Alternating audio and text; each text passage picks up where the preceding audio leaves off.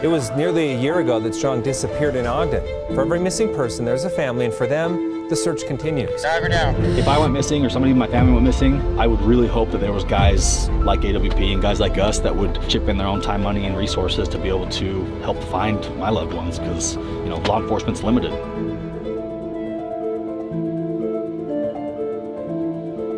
All right, my friends, today we are searching for a missing person. Got a call last night from Doug with Adventures with Purpose. You guys know Doug and Jared, good buddies of ours. You know, they do these big tours across the country where they go to all these different states and they hit these different missing persons cases, one state at a time. And they've had some wild success lately. They found that Keely Rodney girl that was missing out near Lake Tahoe. He hit me up and said that there's a guy named Shane Strong from Ogden, Utah. Went missing last November 2021. Left kind of a family get-together, was heading home, was never heard from again. The reason why we're searching for him is because he drives a very recognizable orange Impala, which nobody has found, which potentially leads us to believe, Jared and Doug to believe that the car could be in water somewhere. There's a lot of water up here in Ogden. So he hit me up and said, hey, we're gonna go search, and if we find something, we would love for you guys to help us get the car out of the water and figure out what's going on. So today, first things first, we're going to head into the Ogden Police Department and meet with the detective to get more information about the case to help kind of guide us in the right direction. From there, we're going to take that information and head out to a couple of different bodies of water where we're going to scan underwater with their equipment. And again, if we find something, which we probably will, whether it's the person we're looking for or just another car, dive down, see what the car is, and then hook it up and pull it to the surface and see if we can help solve this case and bring closure to the family. These cases are super frustrating because when somebody goes missing without a trace and there's no answers, it's really hard on a family and friends, and finding the person and finding the car, finding anything just helps them have a better understanding of what happened to their loved one, which is why this is such an important deal. So we're gonna head into the police station right now and get some more information.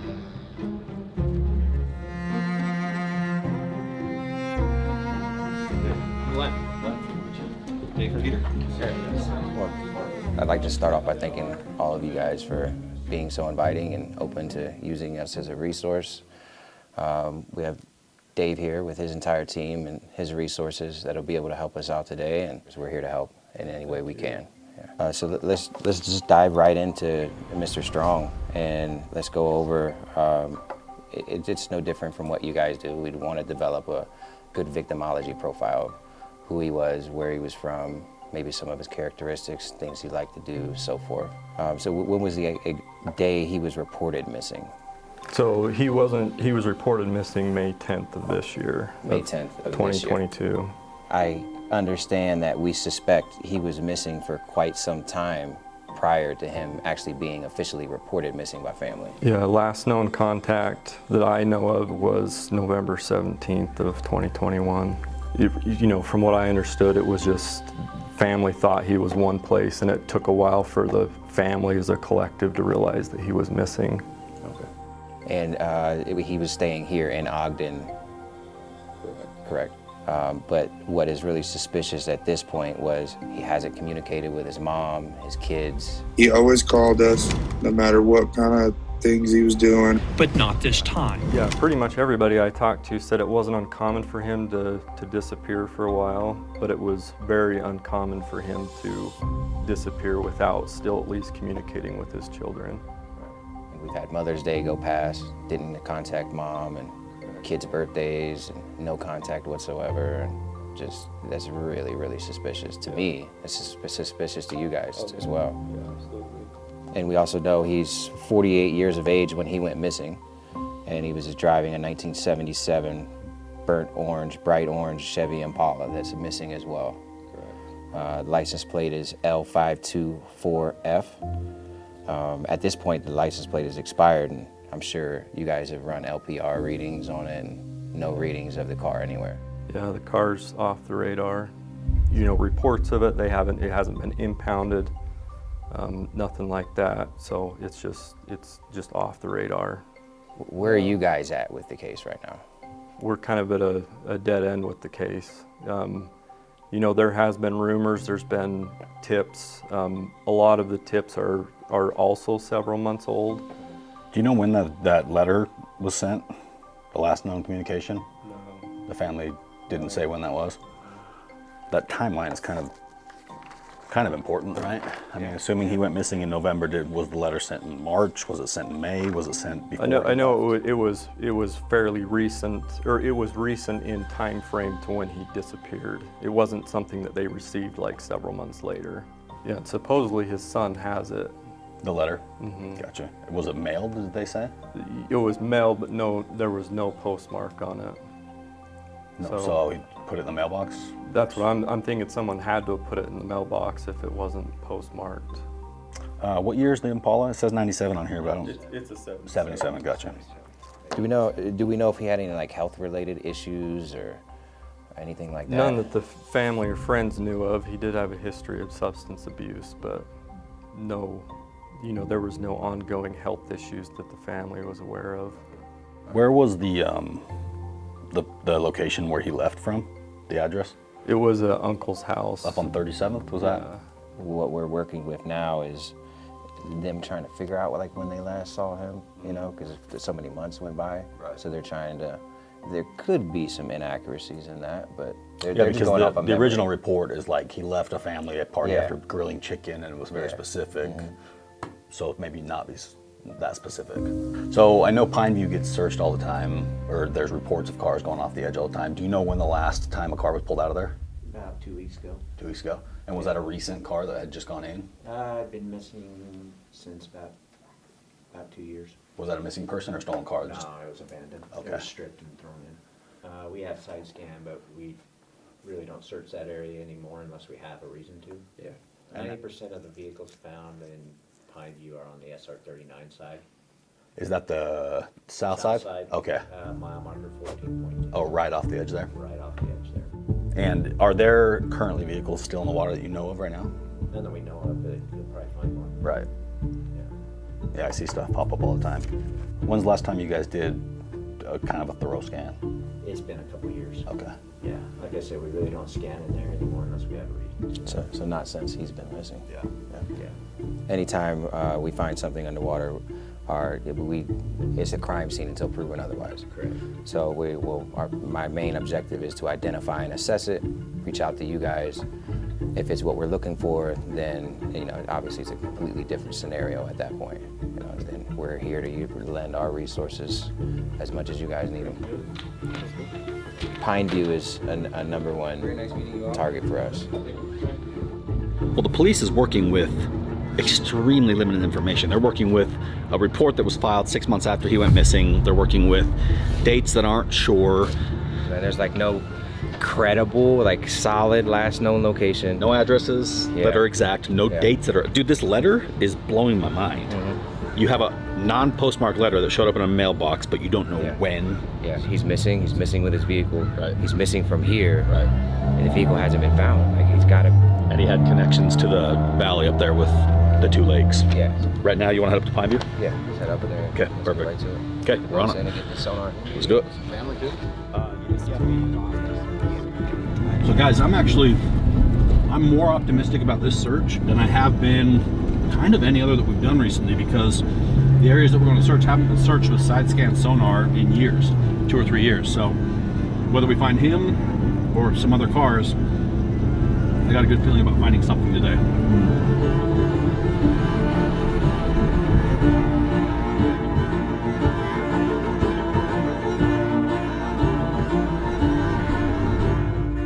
All right, so we are in search area number 1. This is the finger here on Pineview Reservoir. And what's unique about this spot is there are roads that go on both sides of the finger right next to the water. So you can see up there's our tow truck. Our guys are hiking down the hill. That's essentially the road right there, which means there's a good opportunity for cars to fly off of there. The sheriff was telling us that cars are launched off there all the time when people either abandon them or stolen vehicles or whatever. So the plan here is to basically scan this entire finger, both sides, all the way down as close as we can get to the dam. Essentially, this is gonna be base camp up here at the turnout where the sheriff said is the most popular spot for people to launch cars. So the guys have got the mobile command center up there with Ogden PD. Our guys have got the tow truck. We got the Adventures with Purpose trailer getting pulled over there. So that's gonna be kind of the home base. If we're gonna find a car, it's gonna be in here. I'm pretty certain we're gonna find at least a car in here, whether it's the car we're looking for that's a different story. But you know, the sheriff wants cars out of here, and hopefully we can find one. It's getting the day started off with a bang.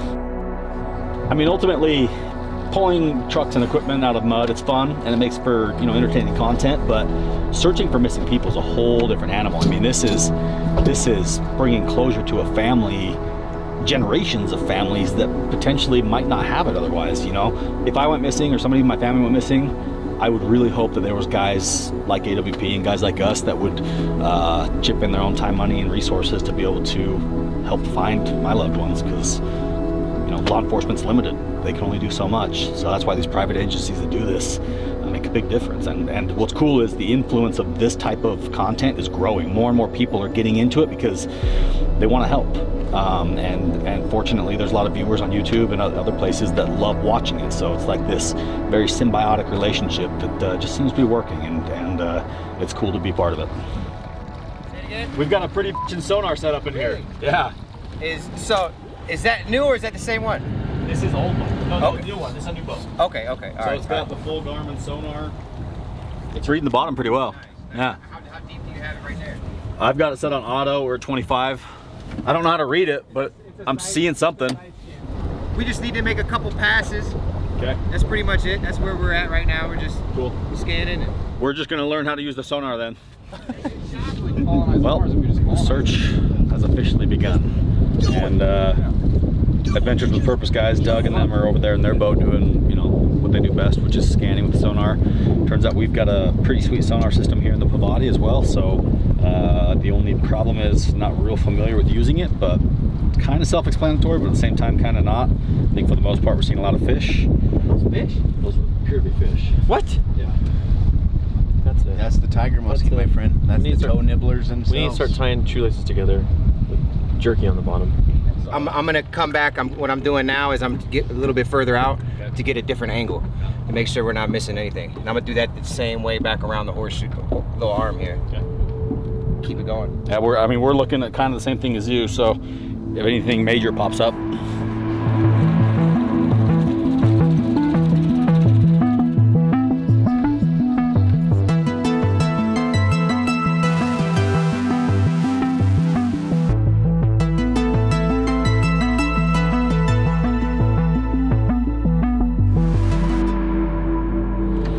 So the sonar picked up kind of a block under the water here that we actually picked up on ours, and Doug is spending some time on it. So they got a magnet in the water, which they're dropping down to see if it's a boulder or if it's a car. Because if it's car, it's gonna be metal, the magnet's gonna stick to it. So I believe I have a car. Yeah, is it that big clump that was right there? There's two of them, but one definitely looks like a car. When you're further out where you are, Our clump put was the right there, magnet on Sparks. it now to confirm. And the magnet doesn't lie, so the magnet will confirm if it's a car or not. Yeah.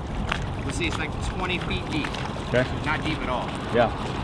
There's a lot of fish around it too as well, which I'm seeing a ton of fish right here. which is kind of common around any car because they'll tend to use it as a habitat. Yeah. But also with somebody who is less than a year, they're still feeding. Yeah. If that's the case. I wonder, it's probably the same thing we're seeing. We're seeing like a bunch of fish right there. Yeah, it's right here. Pretty sure. This is, I think, what he's picking up right here. Right? It's a lot of something. What? I mean, I guess it should be touching the ground though. Cold. That looks like a car. So we need to get back. I see him there. Right there, that's the second one. Yep. Yeah, so those right there are abnormal lumps. Still look like they have like dirt kind of mounded up around them. This would be a good place to jump off of. I mean, this is the first turnout right here. I mean, if you're hauling ass, you come down that. It looks like a long, low-profile old car. He was coming from Ogden, I think, right? Could have been. Right there's the first turnout. Yeah, there's a guardrail right there. Yeah. It stops though. It stops, so he could have launched straight through there. Dang.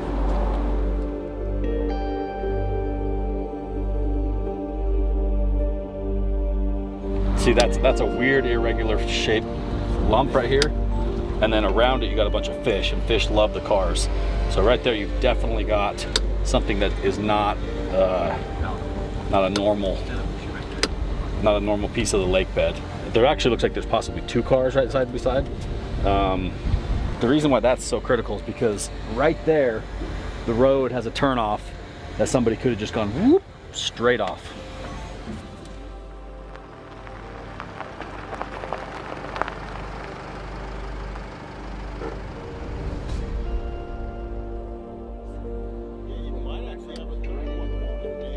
Let's ask Doug to look at that.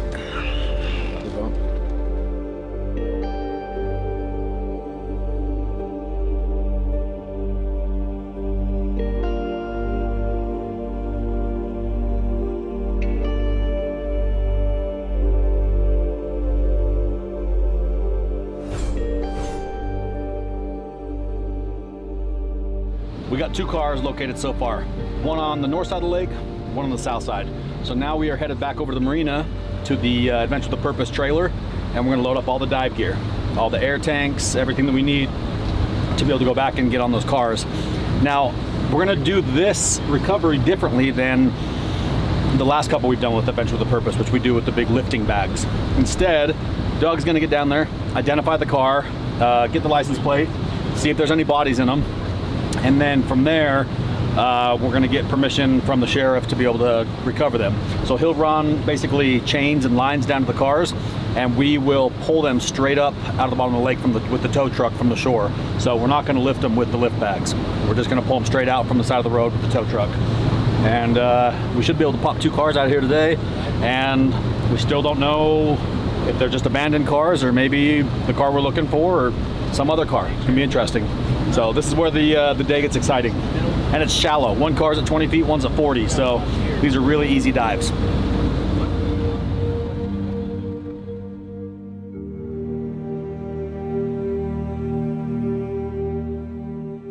If this is what we're looking for, we have everything that we need, accessible. We got our synthetic straps, endless loops, doubled up, protective lace on them, as well as these extreme high-grade chains. We're not gonna be using lift bags today because these cars are really easy. Providing answers to families that are living with a nightmare of not knowing what happened to their loved one. That's why we do what we do. You know, when we provide those answers to families, it's powerful. That moment once they know, you know, it's to lose somebody you love and not know anything, not have a trace, not have a clue as to what happened to them. That's tough. You know, as humans, we're not designed to live with that kind of pain of not knowing. So, you know, hunting these cars and trying to help solve cold cases, it's the answers, man. It's all in the answers.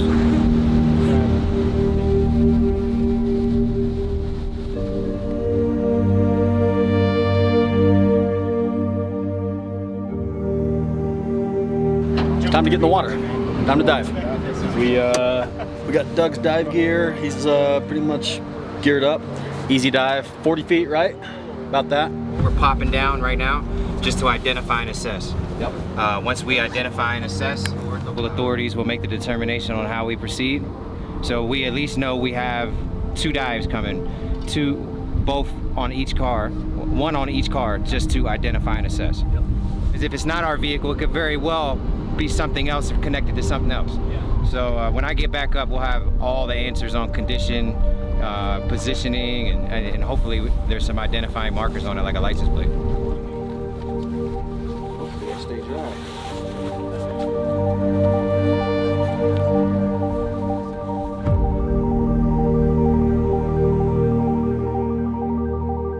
We're ready. Let's find out what we're working with.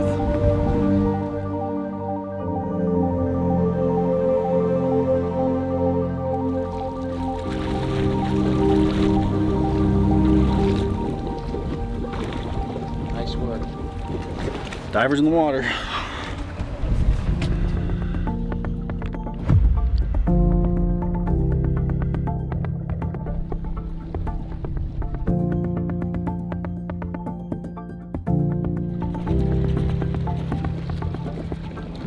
About 19 feet of depth.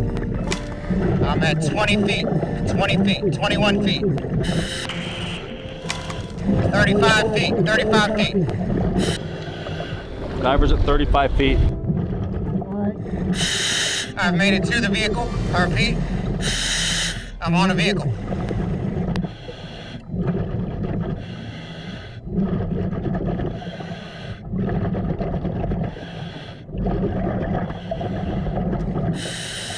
Visibility is about 6 inches.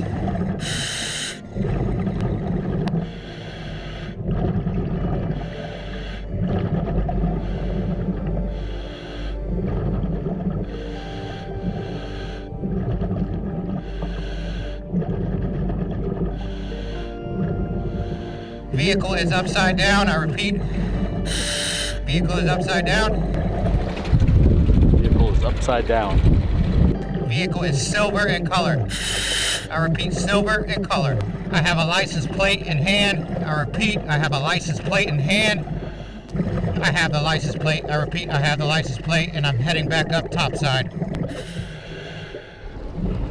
Okay, he's got the plate. He's coming up to the top with it.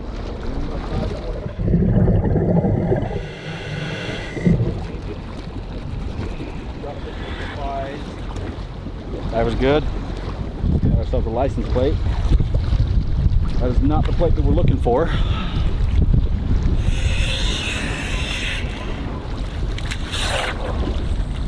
So what kind of car is it? Some type of Chrysler. Chrysler? Zero visibility. Can you see it back here? It's a plastic Chrysler. Like a newer? Yeah. That one really easy to recover. You know, I'll hook onto that frame and that suspension. It's never coming off. We know that wasn't the car we're looking for, and this possibly could. Anytime you find a car underwater, there's no such thing as a car underwater for a good reason. So, any? No, not stolen. Is it in the system? They're pulling up more information right now, but it's not marked as stolen, so there's no recent history on it. Wow. Like if that's somebody that didn't have anybody in their life, or you know, that's definitely find out who the owner is and see if the owner is. Yeah. Confident there was no body in it. So it's pretty smashed. The windows are all broke. It's upside down. I checked as much as I could, but I mean I couldn't see anything.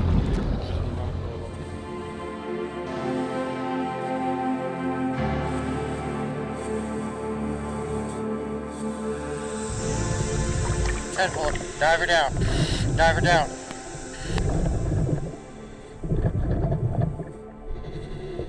I've arrived at the vehicle. I repeat, I've made my way to the vehicle. He's at the car? Visibility is about 3 inches. I repeat, 3 inches.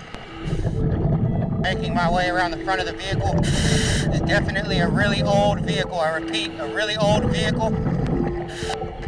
Looks like we have some type of reddish orange color. Old vehicle that's reddish orange.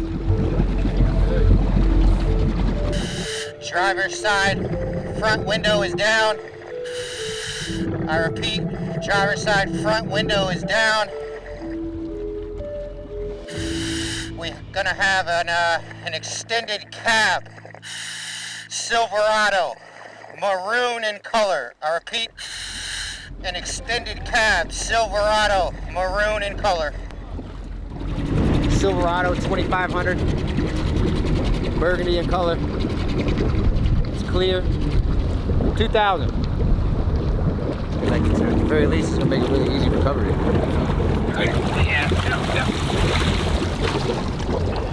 Initially, right off the bat, doesn't look like it's stolen. No involvement, at least, with the local agency.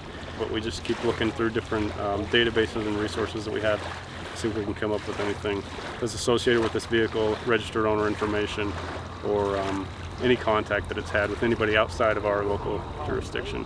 I landed on it and I thought it was orange.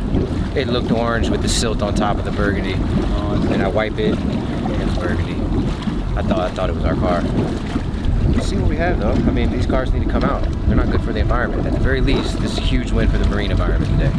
Big time. Looks like we have a couple of old vehicles that somebody crashed in there. What happened? So that's what we're trying to figure out.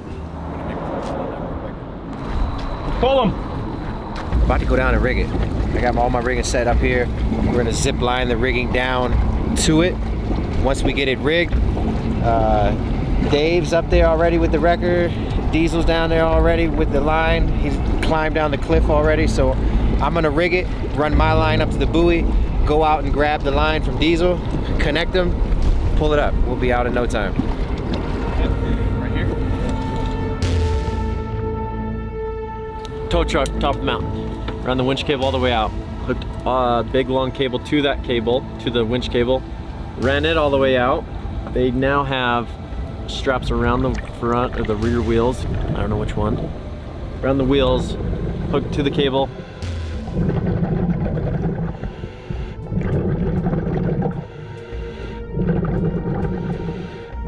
The cable, he's coming out now. So now it's party time. We just start pulling now and hope for the best.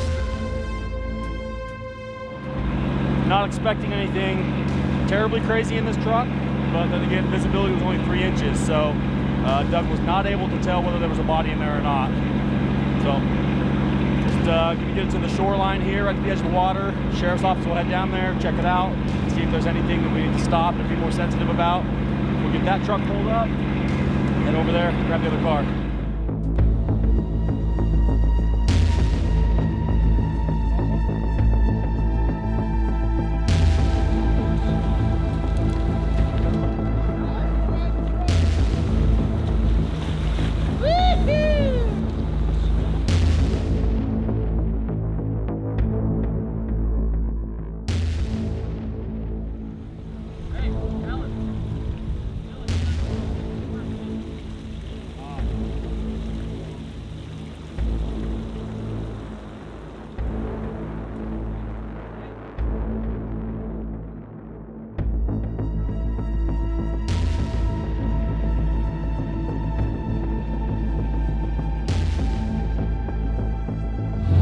.51 p.m. so far today in our search for Shane Strong. We've uncovered 2 vehicles here in this lake. The first one behind me, a truck. We've already pulled it out. It's getting ready to go up this cliff. This is still a very extremely challenging recovery. Not to mention we still have another vehicle over 40 feet. Stay tuned. We got the truck out of the water, and it's basically on the shoreline. We got the sheriff down there. He's digging through it, and we're going to see what's in there, if anything. If nothing, then keep on tugging it.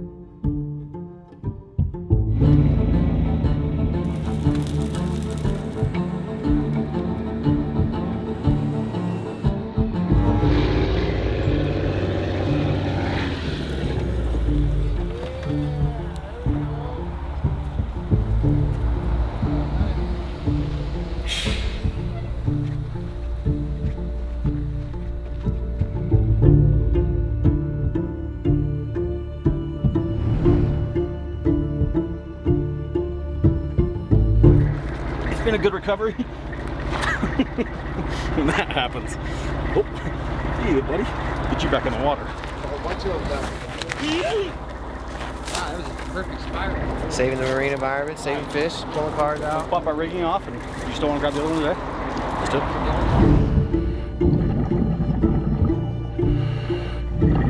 We're hooked.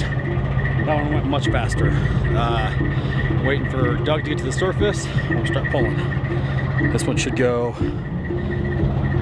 quite a bit faster.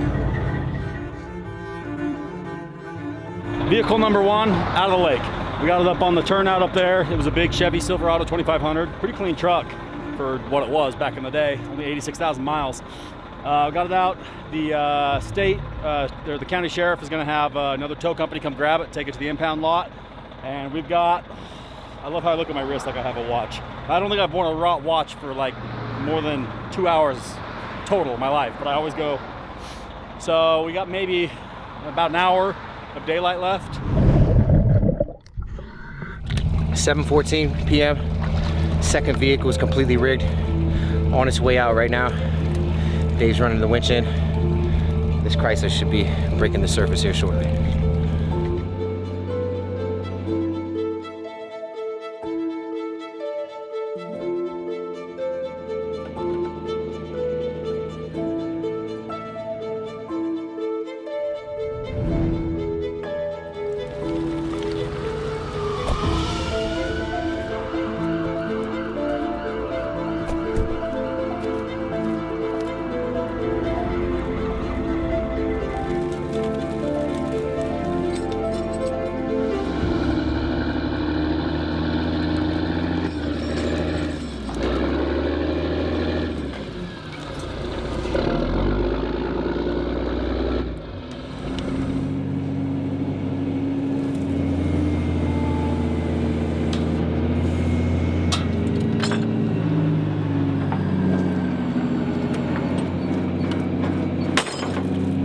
just pulling it against the...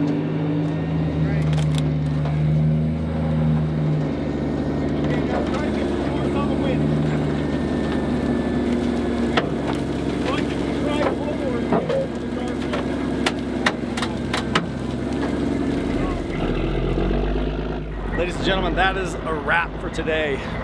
We did not find Shane.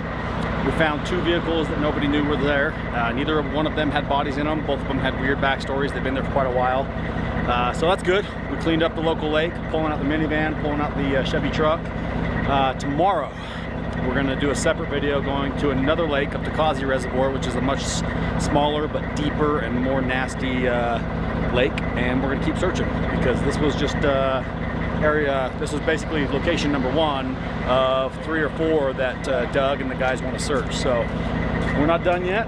We've got some serious good work done today. Big shout out to Weber County Sheriff, Forest Service for working with us, Ogden PD, the detectives, everybody, just a great group of people made this happen. And again, just another opportunity to clean up our backyard. So tomorrow we keep looking for Shane. All right, guys, just a quick follow-up for you. Obviously, this first day of searching that we spent with Doug and the team with Adventures with Purpose, we were only able to search one location, which was Pineview Reservoir. And since we spent the whole day searching and then the rest of the day pulling those 2 vehicles out, we didn't have time to search the other possible locations that we had originally talked about with law enforcement. However, the following day, Doug and the team did go to the 21st Street Pond and Causey Reservoir, and they searched them both. And surprisingly, to me anyways, they found nothing. I thought for sure there might be an old car or something in Causey just because it, it hasn't been searched and it's kind of a, off the beaten path lake. So I was hoping to find a little bit more there, but they searched everything, found that it was like 110 feet deep, and they did a very thorough search of both of them and nothing popped up. So that's good news and that's bad news. The bad news is obviously we didn't find Shane or really any indication or any clue that points us, in the right direction of helping solve this case and bring closure to his family. So with that said, if anybody out there knows anything about Shane Strong or his whereabouts or his story or has any more information about his case, go ahead and shoot us an email to info@HeavyDSparks.com, and we'll pass the information on to the family and the authorities and do what we can to help solve this case. So for now, I feel like we did a good job helping clean up the environment, pulling those vehicles out of the lake, and bringing more awareness to Shane's case and other cases like it. So big shout out to Doug, Jared, the whole team at Adventures with Purpose. Those guys are doing phenomenal work, and they are like the most well-oiled machine I've ever seen when it comes to just organization and the way they run their team and the way they create content. It's pretty stellar. So link in my description below to their channel if you want to follow them and see more of what they're doing. They've had some very high-profile cases throughout their career and some more recently that I think you'll find very fascinating. So buckle up because it's wild content.